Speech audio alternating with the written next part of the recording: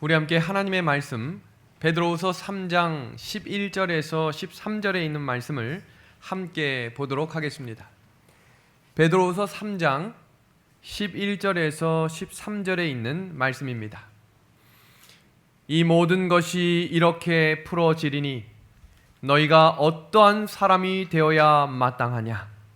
거룩한 행실과 경건함으로 하나님의 날이 임하기를 바라보고 간절히 사모하라. 그날에 하늘이 불에 타서 풀어지고 물질이 뜨거운 불에 녹아지려니와 우리는 그의 약속대로 의가 있는 곳인 새 하늘과 새 땅을 바라보도다. 아멘. 우리 오늘 저녁 말씀의 주제는 여호와의 눈에서 은혜를 보았더라 라고 하는 말씀으로 함께 은혜를 나누도록 하겠습니다. 우리 노란 글씨를 한번 같이 읽어보도록 하겠습니다. 우리 노란 글씨만 우리 한 목소리로 한번 같이 읽어보겠습니다. 시작. 하나님의 날이 임하기를 바라보고 간절히 사모하라. 우리는 그 약속대로 새 하늘과 새 땅을 바라보도다. 아멘. 새 하늘과 새 땅을 바라볼 수 있는 믿음의 사람들은 오늘도 여전히 하나님의 살아계심을 경험해야 하는 사람들입니다. 세상이 비록 어둡고 어지럽고 때때로 마음이 답답할지라도 그 한 주간 속에 살아계신 하나님의 은혜를 경험할 때 우리는 약속된 하나님의 나라를 유업으로 받게 될 것입니다. 오늘과 내일 말씀은 천국에 대한 이야기를 하려고 합니다. 가고 싶은 그 하늘나라. 오늘 말씀 말미에는 제가 어제 꿈을 꾸었거든요. 제가 꿈을 잘 꾸잖아요. 은하수교에 관련된 꿈을 꿨습니다. 어떤 꿈인지 잠시 후에 소개하겠습니다. 지금 보시는 이 그림들을 보면서 어떤 나라에서 이런 일들이 일어나고 있는지를 한번 맞춰주시기를 바랍니다. 첫 번째 사진입니다. 대단한 사진이죠. 두 번째 사진입니다. 지금 이 자동차가 잠겨있고 보트를 타고 사람들이 다니고 있네요. 세 번째 더 충격적인 사진을 보게 될 것입니다. 아파트가 원래 이 정도 하면 이렇게 놀라주셔야 되는데 물에 잠겼습니다. 세 번째 사진입니다. 호수가 범람해서 완전히 잠겨서 캠핑카가 물에 둥둥 떠다니고 있는 이 사진은 어느 나라의 사진일까요? 우리나라입니다. 대한민국입니다. 그런데 기사예요.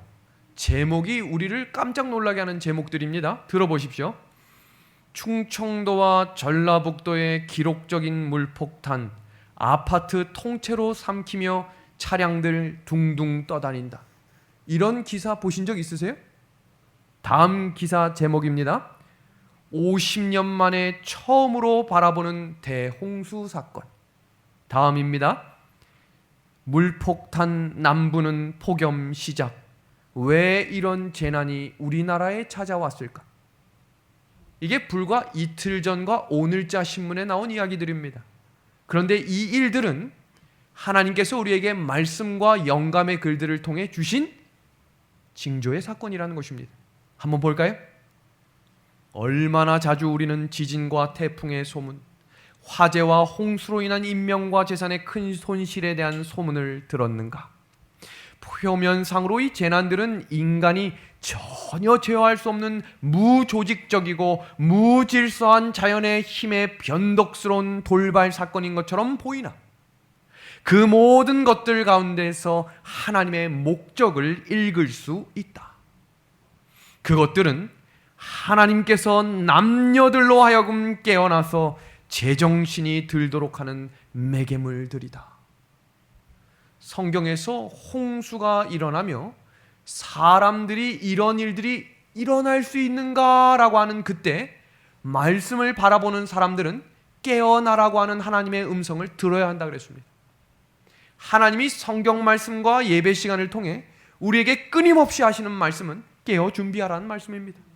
간절히 사모함으로 하나님의 날을 준비하라라고 이야기하고 있는 이 말씀, 우리 함께 말씀으로 확인해 볼까요? 마태복음 25장 13절의 말씀입니다. 그런즉 깨어있으라. 너희는 그날과 그 시를 알지 못하느니라. 그리고 사도 바울은 이 말씀을 조금 더 확대 번역하여 이렇게 기록했습니다. 기도를 항상 힘쓰고 기도에 감사함으로 깨어 있으라. 누가복음 21장 36절입니다. 우리 한번 같이 읽어주시겠습니까? 이러므로 시작.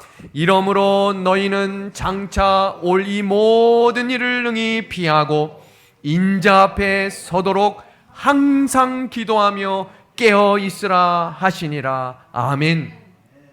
오늘 하나님께서는 여호와 하나님의 은혜의 눈을 바라보라고 오늘 여러분을 예배로 초청하셨습니다. 징조의 재난을 무서워하거나 가슴 떨려하는 것이 아니라 하나님의 은혜를 바라볼 수 있는 믿음의 눈을 가지라고 우리에게 권면해 주신 것입니다. 귀 있는 자는 성령께서 교회에게 하시는 음성을 들을 수 있는 이 시간이 되기를 우리 예수님의 이름으로 간절히 소망합니다. 마태복음 24장은 재림의 징조에 대한 이야기며 마태복음 25장은 그것을 이야기하는 예수님께서 비유로 들려주신 세 가지 사건이 기록되어 있습니다. 그 첫 번째 사건은 열처녀의 비유이며 두 번째는 달란트 비유, 세 번째는 양과 염소의 비유입니다. 근데 이 세 가지 비유에 두 가지로 구분되는 사건 중에 한 편에 속하는 사람들이 공통적으로 말하는 한 가지의 이야기는 더디 오겠다는 것입니다. 주인은 더디 온다. 주인은 오지 않을 수도 있다. 그런 일은 우리 시대에 있을 수 없다라고 하는 장면이 마태복음 25장에 나오는 세 가지 이야기의 공통점입니다. 그러나 다른 한편은 어느 때나 예수님의 오심을 기다리는 청지기 직분을 가진 사람들로서 언제나 기도하며 그 일들, 자기 일에 충성을 다함으로 그 자리를 지켰다는 사실입니다.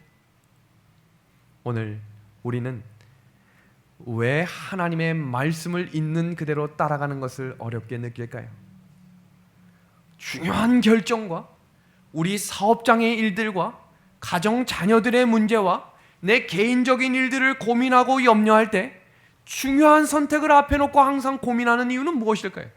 분명히 성경 말씀 속에서 이렇게 하는 것이 옳다라고 하는 것을 머리로는 알고 있는데 그것을 왜 따라가는 것이 어렵게 느껴질까요? 그 이유는 하나님의 말씀을 의지하는 삶이 얼마나 중요한지를 아직 마음으로 경험하지 못했기 때문이라고 성경은 이야기하고 있습니다. 이 세상이 끌어당기는 악의 힘이 얼마나 강력한지를 우린 아직 몸소 경험하지 못했다는 것입니다. 그래서 내가 하나님보다 더 지혜롭다고 생각하는 거예요. 내 삶의 연륜을 믿고요, 내 주변의 이웃들의 인맥을 믿고요, 내 자신이 지금까지 노력한 결과물을 내가 해야겠다라고 하는 생각을 한다는 것입니다. 믿음의 하늘 가족 여러분, 신앙은 말입니다, 착하고 부드럽고 좋은 것이 신앙이 아닙니다. 정직한 것을 신앙이라고 이야기하지 않습니다. 왜냐하면 이런 것들은 인격이 좋다라고 이야기하는데 좋은 인격은 다른 종교에도 많이 있기 때문입니다.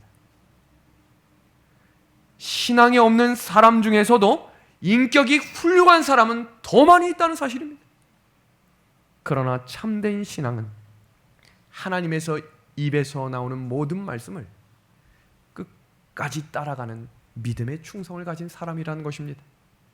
참된 신앙은 하나님이 말씀하신 모든 말씀을 순종하는 신앙입니다. 왜 우리가 말씀에 순종하지 못할까? 조금 더 정직해지셔야 돼요. 그 이유는 아직 하나님을 완전히 믿지 못하기 때문이에요. 지금 이 중요한 시점에 하나님의 때가 조금 늦어지면 우리가 손해볼 게 너무 눈에 확연히 드러나기 때문에 일단 내 생각과 내 감정대로 결정하며 살아가는 것이 오늘 나의 모습이 아닐까 돌아보게 됩니다.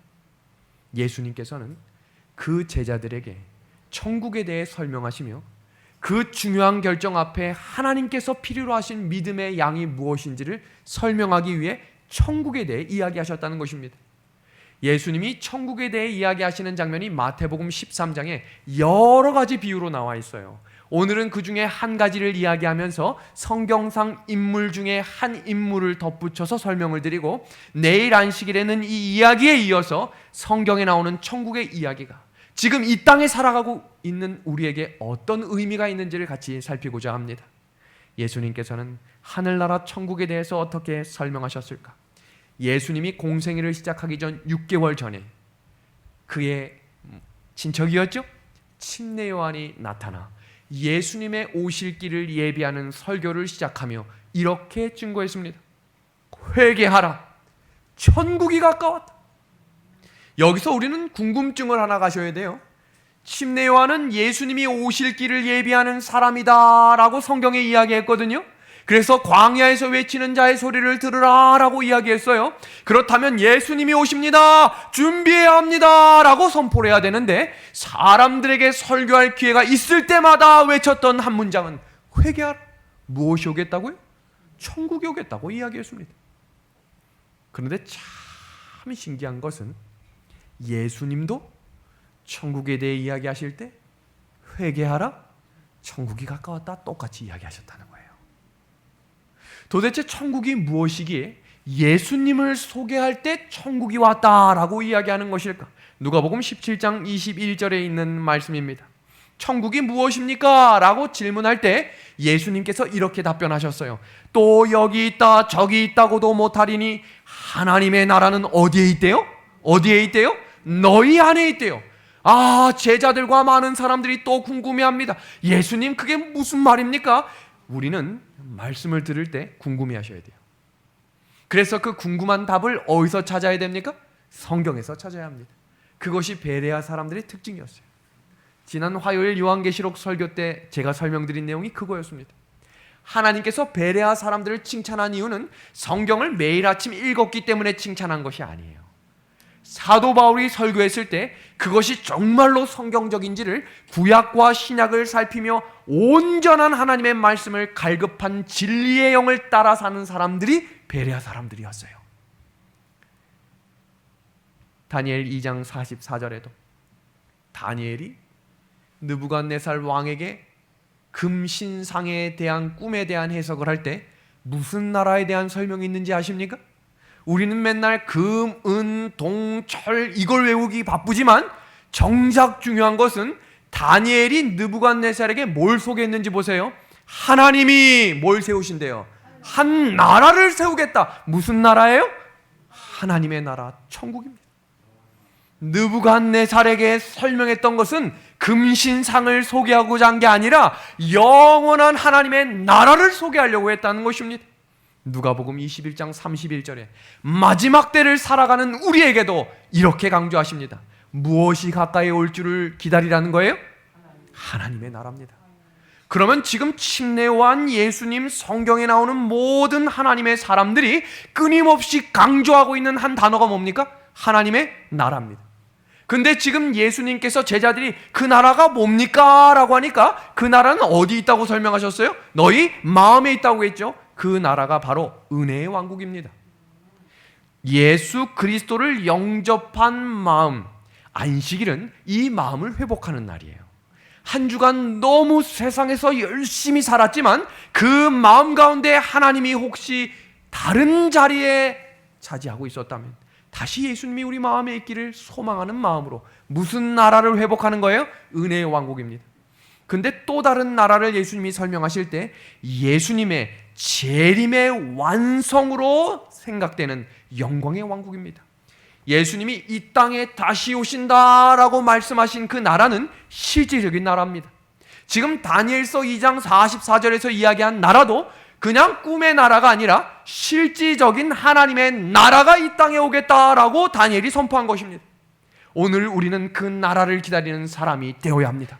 그런데 그 나라를 꿈꾸는 사람은 이 땅에서 먼저 은혜의 왕국을 경험한 사람들이 영광의 왕국에 들어갈 수 있다고 하셨습니다. 그럼 오늘 이 안식일 우리가 다시 한번 은혜의 왕국을 회복함으로 영원한 하나님의 나라를 꿈꾸는 진짜 재림을 기다리는 재림 성도들이 되기를 우리 예수님의 이름으로 소망합니다. 그래서 성경에서는 그 천국에 대해 소개하며 처음으로 이야기하시는 장면이 바로 이 이야기입니다. 지금 눈에 보이시는 이 조그만 알맹이가 뭐처럼 보이시나요? 겨자씨입니다. 지금 굉장히 큰 그림으로 확대했기 때문에 매우 커 보이지만 지금 여러분의 손가락, 검지손가락을 딱 펴가지고 거기에 아주 점처럼 있는 요게 뭐냐면 겨자씨입니다. 그런데 예수님께서 천국을 뭐라고 비유하셨는지 같이 보겠습니다.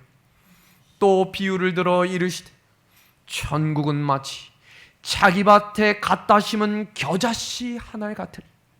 이는 모든 씨보다 작은 것이로되 자란 후에는 풀보다 커서 나무가 되매 공중의 새들이 와서 그 가지에 깃들이느니라. 왜 겨자씨일까요? 씨도 참 많잖아요. 호박씨, 해바라기씨, 정말 종류 많은 씨가 있는데 그 중에 왜 겨자씨를 소개하셨을까? 그것을 성경적으로 잠시 풀이해드리겠습니다. 겨자씨는 양념으로 사용되는 밭의 작물이었습니다. 그 말은 다른 말로 이야기하면 양념으로 썼다. 이 말은 무슨 말이에요? 사람들이 굉장히 자주 만났다는 거예요. 자주 봤고 자주 먹었고 사람들이 겨자씨라고 이야기하면 그게 뭐야? 라고 생각하지 않고요, 모두가 한 번에 공감할 수 있는 하나의 비유를 사용하셨다는 것이지요. 두 번째 특징입니다. 이것이 매우 중요한 것입니다. 보겠습니다. 크기는 밀이나 보리보다 작지만 다 자란 식물은 밀이나 보리보다 얼마나 크다고요? 훨씬. 이게 중요한 거예요. 훨씬 큽니다. 처음에는 작지만 자라나면 어마어마하게 큰 것입니다. 여기 몇 미터라고 되어 있어요? 1.8m에서 3.6m. 요만한 게 얼마나큼 커진다는 거예요? 이만하게 커진다는 것입니다. 세 번째입니다. 왜 예수님은 천국을 겨자씨에 비유하셨을까? 해석입니다.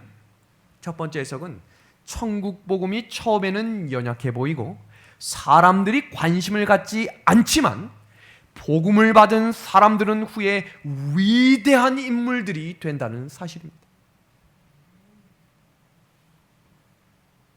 초등학교 입학 전에 저기 성남에서 삼육초등학교에 입학하기 위해서 서울로 상경한 한 꼬마아이가 있었습니다. 수줍음이 많고 얼마나 장난꾸러기인지 있는 고무줄은 있는 대로 다 끊고 다니는 한 어린아이가 있었어요. 학교에 가면 제일 먼저 손을 들고 이야기하는데 머리는 빈깡통이에요. 아는 게 없어요. 근데 일단 손부터 드는 것입니다. 그래서 선생님이 너는 제발 손 좀 들지 말라라고 이야기했던 한 어린아이가 있었어요. 그러다가 초등학교 5학년 때 설교대회를 나갔습니다. 몇 등 했을까요? 우와! 설교대회를 나가서 설교를 해야 되는데 너무 긴장이 돼서 1분이 채 시간이 지나기도 전에 울음을 터뜨릴 뻔하다가 갑자기 눈을 비비더니 뭐라고 이야기를 했냐면 죄송합니다. 제가 너무 떨려서 설교를 지금 못하겠습니다. 저에게 아멘으로 화답해 주시면 제가 최선을 다해서 설교를 하도록 하겠습니다. 몇 학년이요? 초등학교 5학년이 그렇게 이야기를 했어요. 그것 때문에 1등을 한 거예요. 이상하죠? 그리고 그 어린아이가 이렇게 이야기를 했어요. 마음에 품은 뜻은 아니었는데 제가 설교대회에서 1등을 하면 목사가 되겠습니다. 이렇게 얘기를 한 거예요. 왜 그렇게 얘기했는지 지금도 모르겠어요. 아직 저라고 얘기 안 했는데 다 이해를 하고 계신 것 같아요. 대학을 들어갈 때도 대학을 졸업할 때도 남들 눈에 그렇게 띄어본 적이 없었어요. 남들이 사중창으로 막 활동할 때 저는 팀을 찾지 못해서 조용히 구석에서 노래를 불렀어요. 근데 하나님은 때에 따라 사용하세요. 문제가 터지면 땜빵 전문 사람이 저였습니다. 학생들 인성주간을 해야 하면 적어도 6개월 전에 강사 섭외를 해요. 근데 제가 영월교회에 있을 때 아주 힘들고 마음이 낙심했을 때가 있었어요.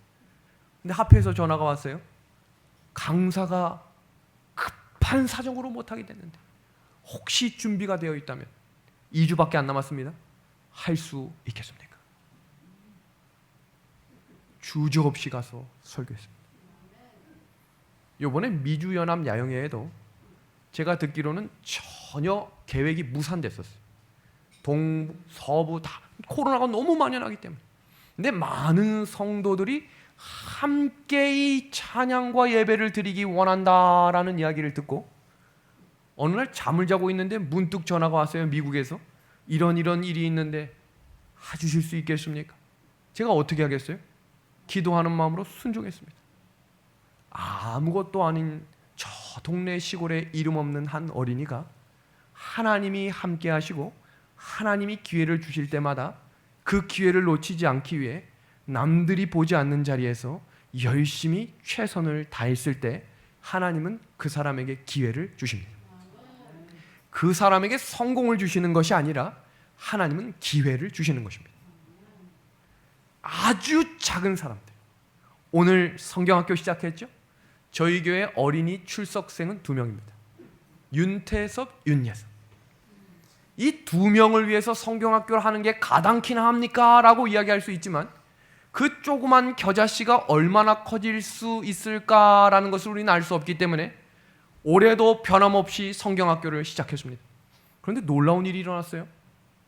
어제 저녁에 제가 10시 30분까지 어린이들을 방문했어요. 그 10시 반에 저녁을 먹고 있더라고요. 그래서 찾아가가지고 성경학교를 초청하고 성경학교에 사용되고 있는 모든 기자재를 선물로 주면서 참석을 요청했습니다. 그럼 지금 몇 명 됐습니까?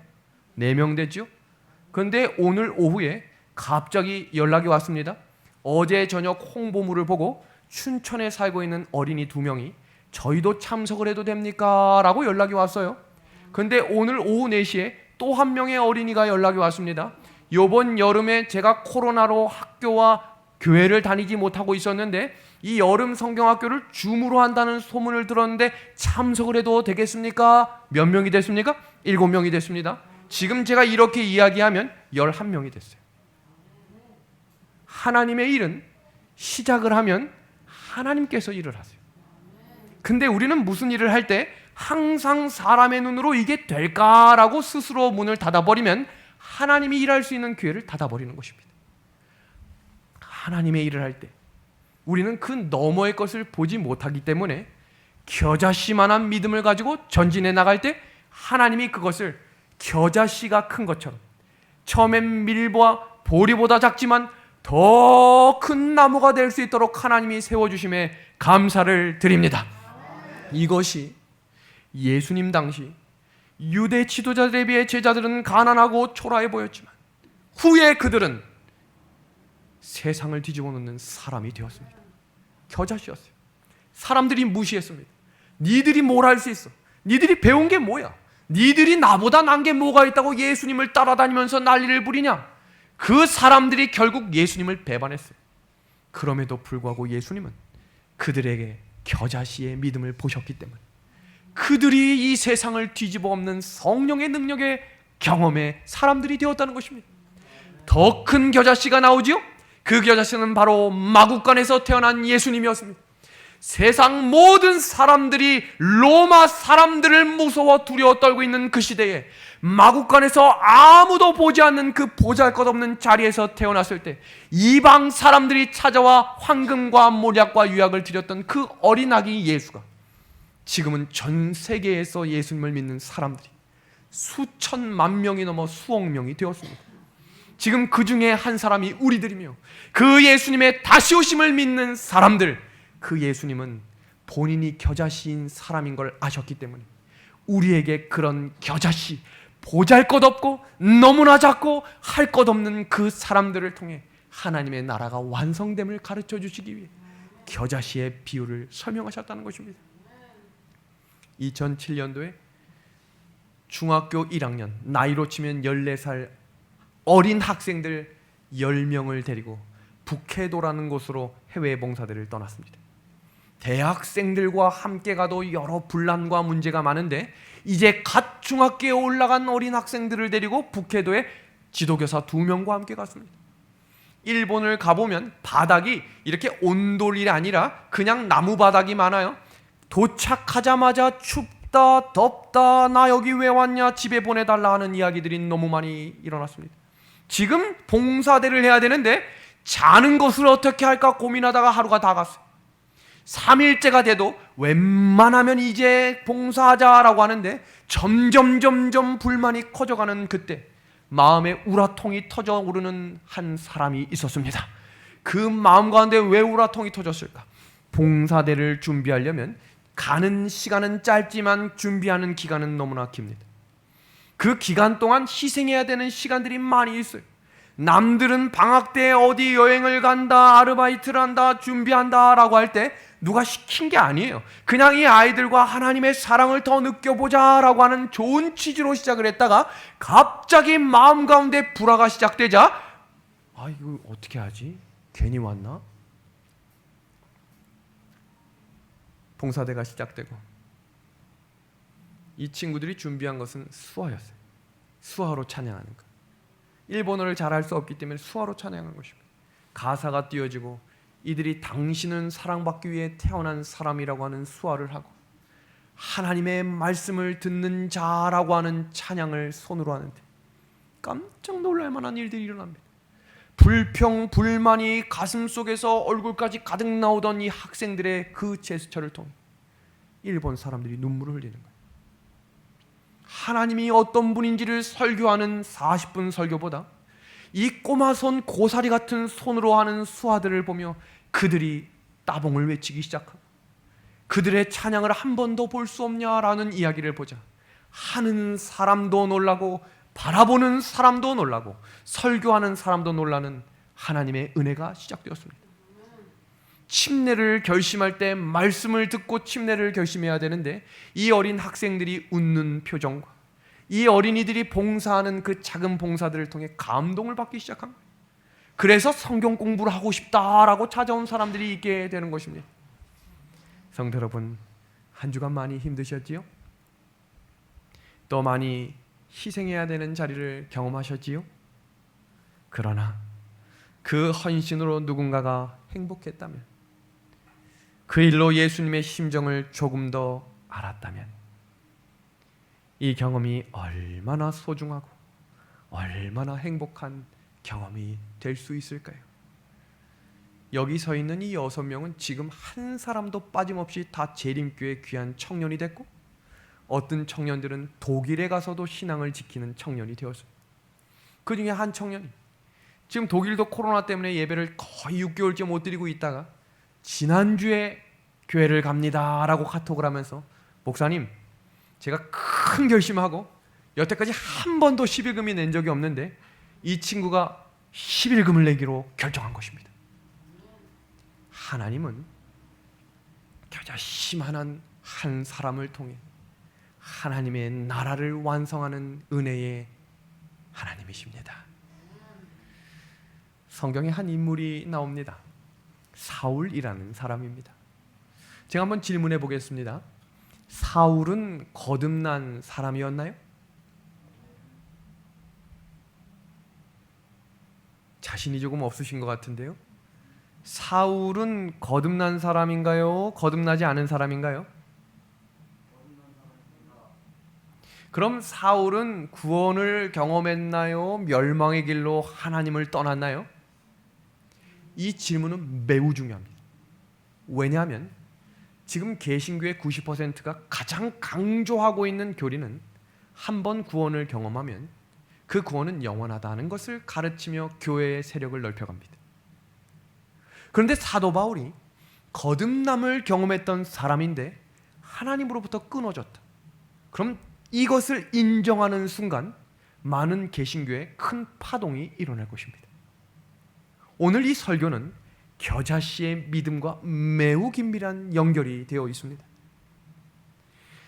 사울이라고 하는 사람, 어떤 사람이었을까? 사무엘상 1장부터 15장은 사사기 시대를 마치고 마지막 사사였던 사무엘이 늙자 사람들은 그들에게 왕을 요청하기 시작합니다. 우리에게도 왕을 달라. 그렇다면 어떤 사람을 왕으로 뽑았을까? 사울은 어떤 사람이었는가를 보겠습니다. 사무엘상 9장 1절에서 2절입니다. 베냐민 지파 기스라 이름하는 유력한 사람이 있으니 사울은 준수한 소년이라. 이스라엘 자손 중에 그보다 더 큰 준수한 자가 없고 키는 모든 백성보다 어깨 위만큼 컸더라. 지금 이 장면을 보시면 사울이 공부를 잘했다거나 좋은 대학을 나왔다거나 부모와 학력이 좋다거나 라는 말은 없고 대부분 뭐에 관련된 이야기만 있는 줄 아세요? 외모입니다. 잘생겼고요. 뭐가 크대요? 키가 크대요. 그럼 그 당시에 태어났으면 우리 희종이는 왕감입니다. 잘생겼고요. 키가 크잖아요. 그 당시에 왕의 조건은 몇 가지가 없었어요. 찾아보니까 3가지가 있습니다. 첫 번째, 용모와 겸손입니다. 두 번째, 키가 크고 머리숱이 많아야 되고 눈에 총기가 있어야 합니다. 세 번째는 겸손해야 됐습니다. 사울이 어떤 사람이었는지 사무엘상 9장 21절은 이렇게 이야기하고 있습니다. 사울이 대답하여 이르되 나는 베냐민 지파 모든 가족 중에 가장 뭐하지 않냐고 되어 있어요? 미약하지 아니한가? 뭘 갖추고 있는 거예요? 겸손입니다. 그러니까 지금 왕이 될 조건이 3가지가 다 맞았죠? 키가 크지요? 잘생겼지요? 또 뭐가 되고 있습니까? 겸손까지 있습니다. 사울의 영적 상태는 어땠나 보겠습니다. 지금 이 겉모습이잖아요. 영적 상태입니다. 사무엘상 10장 1절에서 6절입니다.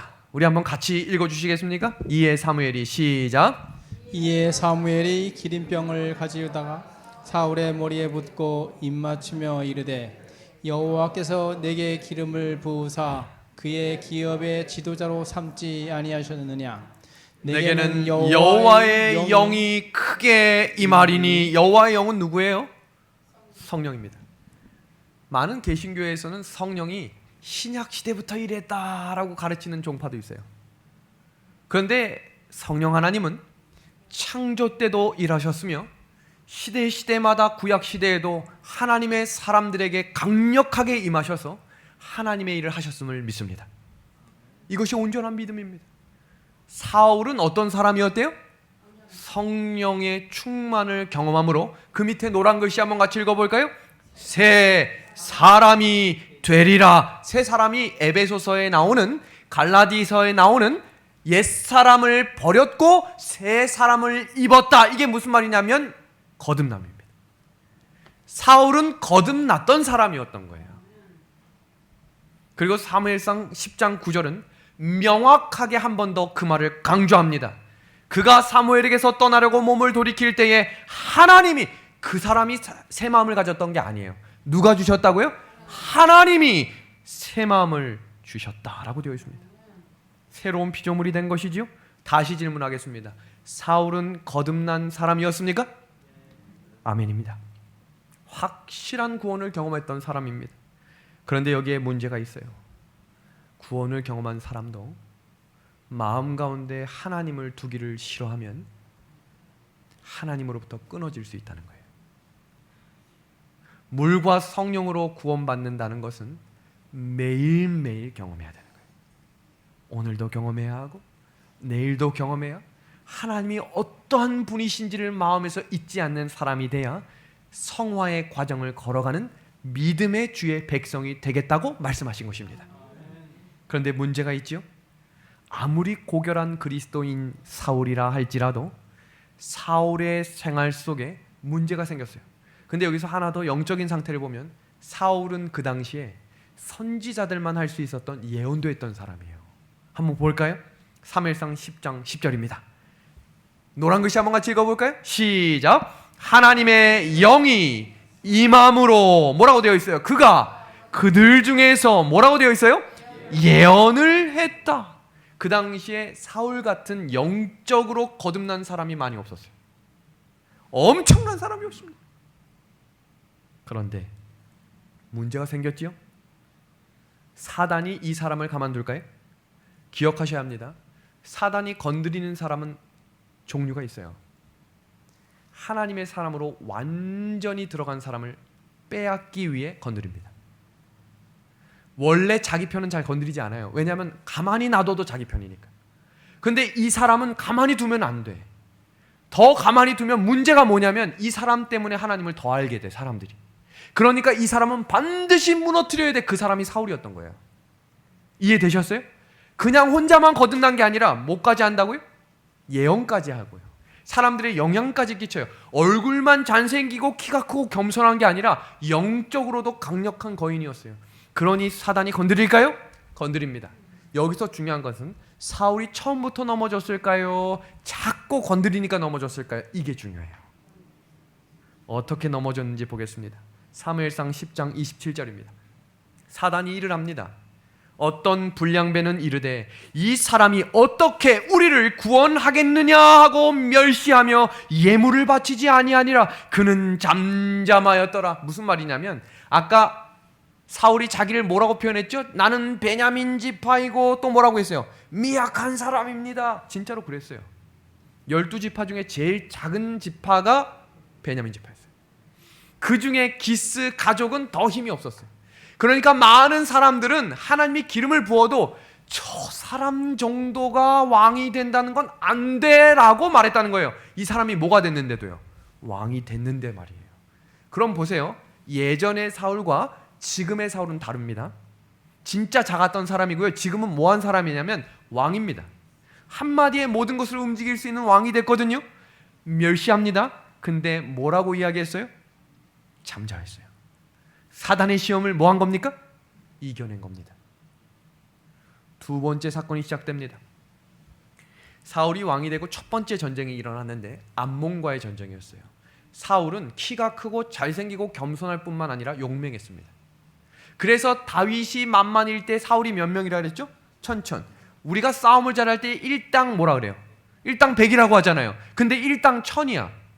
굉장한 사람이었어요. 암몬과의 전쟁에서 대승을 거둡니다. 그러니까 주변의 인지도가 어떻게 됐을까요? 사람들이 몰려들기 시작한 거예요. 하나님이 그와 함께 하신 겁니다. 그때 무슨 일이 일어났는지 볼까요? 사무엘에게 이르되 사울이 어찌 우리를 다스리겠느냐 한 자가 누굽니까? 무슨 말이에요? 사울한테 까분 사람들 누굽니까? 우리가 그 사람들 죽여주겠습니다.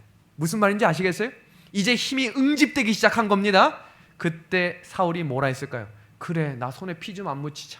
니들이 좀 해결해줘. 이렇게 얘기할 수도 있었겠죠? 그런데 뭐라고 이야기하는가 보겠습니다. 사울이 이르되 이날에는 사람을 죽이지 못하리니 여호와께서 오늘 이스라엘 중에 구원을 베푸셨음이니라. 아멘입니까? 사울을 무너뜨리려고 사단이 아무리 노력해도 지금 사울이 흔들리지 않습니다. 그때 한 사건이 일어납니다. 사무엘상 10장 8절에 사무엘이 사울에게 이야기합니다. 당신이 먼저 길갈로 내려가서 기다리십시오. 이것은 사무엘이 한 말이 아니라 하나님께서 사무엘을 통해 한 말이었어요. 며칠을 기다리라고 했죠? 7일입니다. 지금부터 주목하셔야 돼요. 하나님이 하신 말씀, 그것을 업신여기는 불순종이 시작될 때 어떤 일이 벌어지는지 보십시오. 당신이 한 일에 대해서는 내가 그곳에 도착해서 일러주겠소. 이 얘기를 사울도 들었지만 누구도 들었을까요? 사단도 들었어요. 항상 교회에서 일을 할 때 하나님의 영도 함께하지만 사단도 함께하기 때문에 그것을 견딜 수 있는 믿음을 달라고 기도해야 합니다. 그래서 성경은 우리에게 인내가 필요하다고 이야기한 것입니다. 하나님이 감당할 만한 시험은 뭐 하시는 거예요? 허락하십니다. 사울에게 사단이 일하기 시작했어요. 무슨 일이 시작됐냐면 사단이 블레셋의 군대를 모으는데 그 당시 군대로 모일 수 없는 숫자가 모였습니다. 3만 명의 병거와 몇 천 마리의 말들이 있는 대단한 군사들이 모이기 시작합니다. 근데 문제는 뭐였냐면 사울이 하나님께서 하지 말라고 한 일을 했어요. 그게 무엇이었냐면 하나님은 상비군을 두지 말라고 하셨어요. 상비군이 뭐냐면 군대를 조직하는 겁니다. 하나님은 싸움을 할 때 이 싸움은 하나님께 속한 것이기 때문에 하나님의 사람의 숫자가 중요하지 않았어요. 기억하시죠? 기드온의 군사 300명 대 수십만 명. 기억하시죠? 다윗과 골리앗의 싸움은 숫자 싸움이 아니었습니다.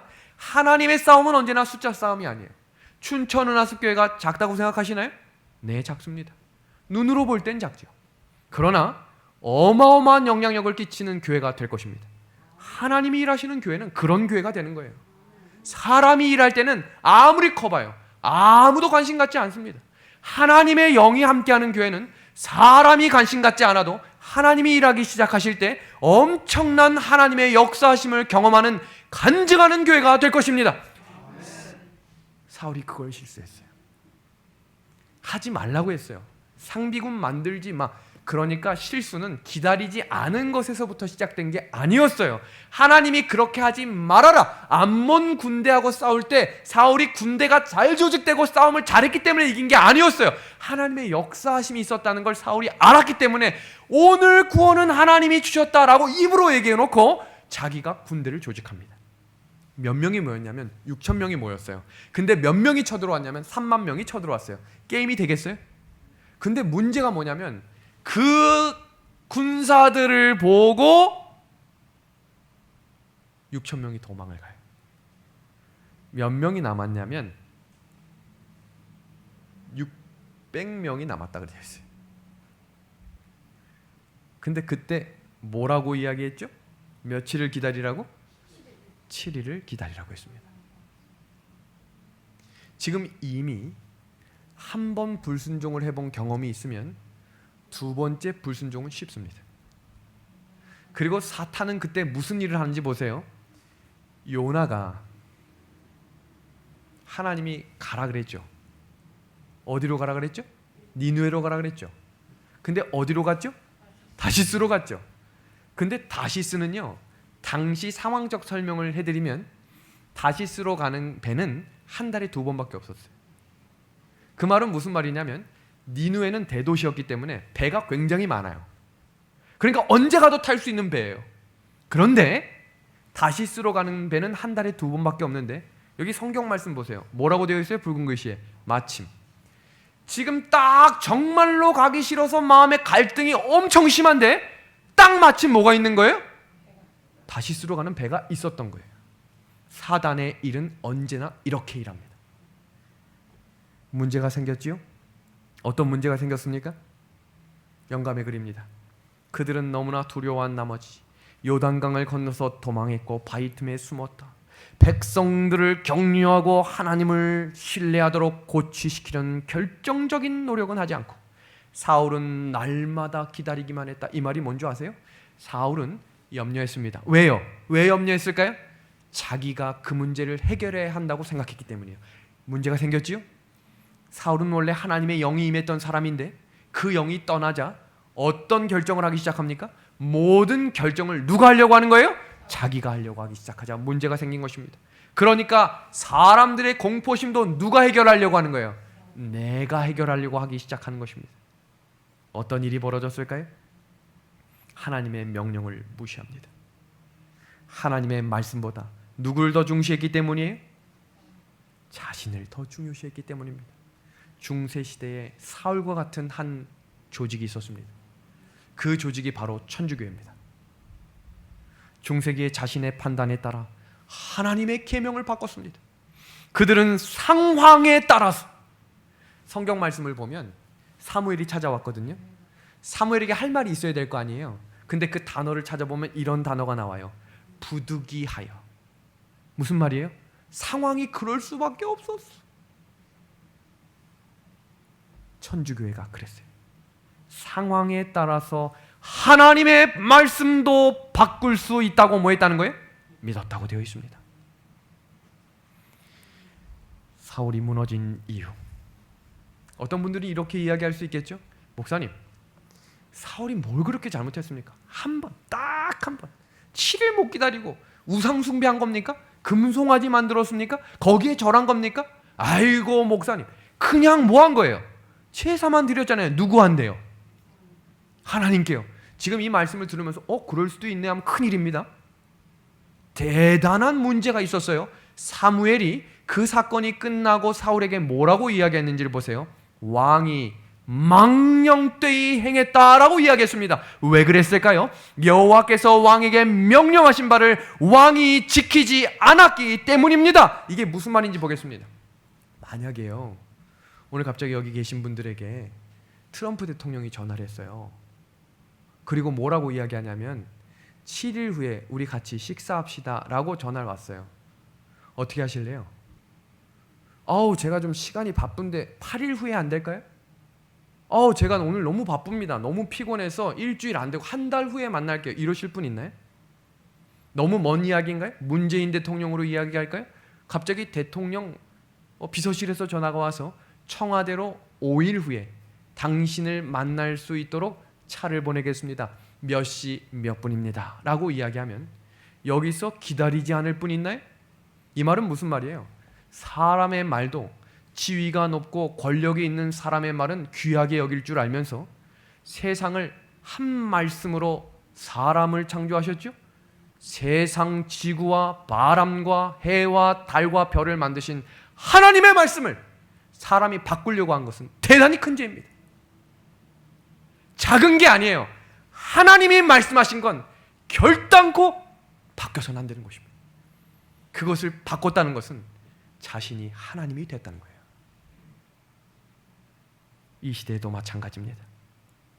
이 세상은 사탄의 미혹과 유혹으로 가득 차 있습니다.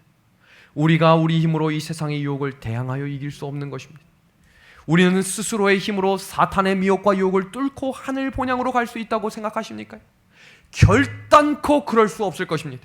하나님의 말씀을 하나도 변함없이 있는 그대로를 믿고 따라가는 사람들만이 하늘에 가게 되는 것입니다.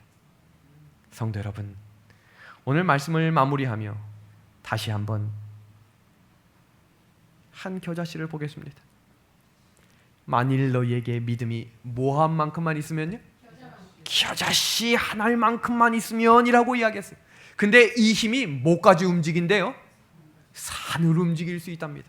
그런데 이 겨자씨에 대한 믿음을 이해하려면 히브리서 11장 1절에서 2절의 말씀을 읽어야 합니다. 믿음은 우리 한번 같이 읽어보겠습니다. 시작.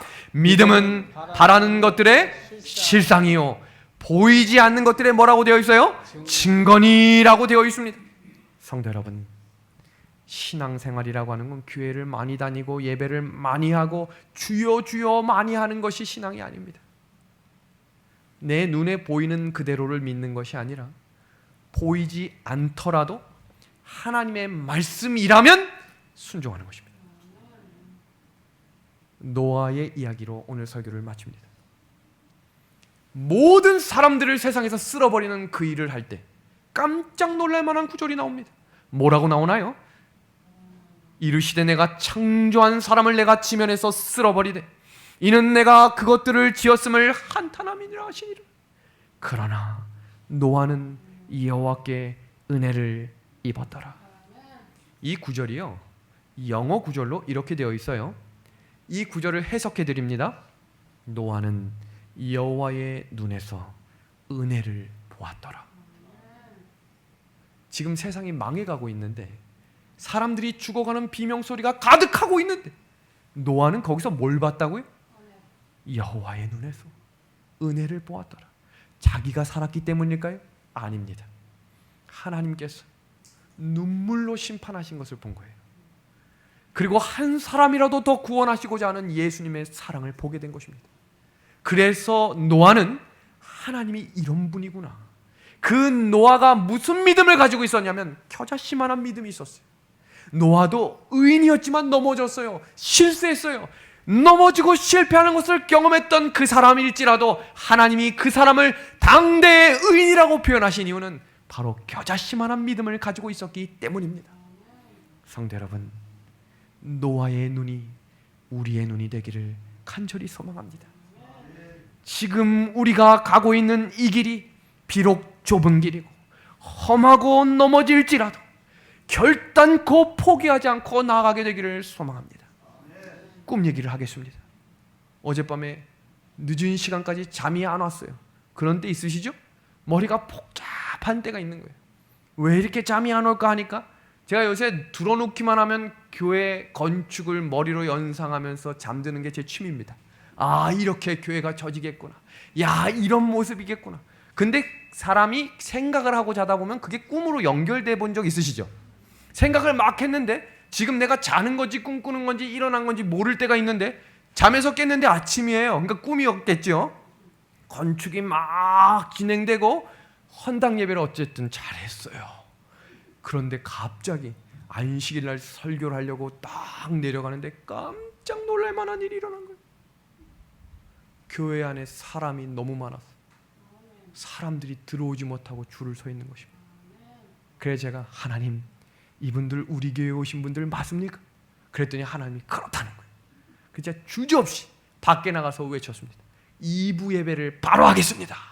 성도 여러분, 우리 교회 시간이 가면 갈수록 이 교회가 무엇을 할 수 있을까 고민하고 계십니까? 겨자씨의 믿음이 우리에게 필요합니다. 하나님이 일하시는 능력들을 지금 굽이굽이 건축 과정마다 인도하시는 사건들을 표현하면 깜짝 놀랄 만한 일들이 너무 많이 있습니다. 그 일들이 내일 안식일 예배 마치고 또 공개가 됩니다. 하나님은 살아계시고 여전히 일하시며 우리의 지난 가장 선한 길을 예비하실 우리 하나님의 눈에서 은혜를 바라볼 수 있는 귀한 안식일 되길 바라며 오늘 저녁 말씀을 마치도록 하겠습니다.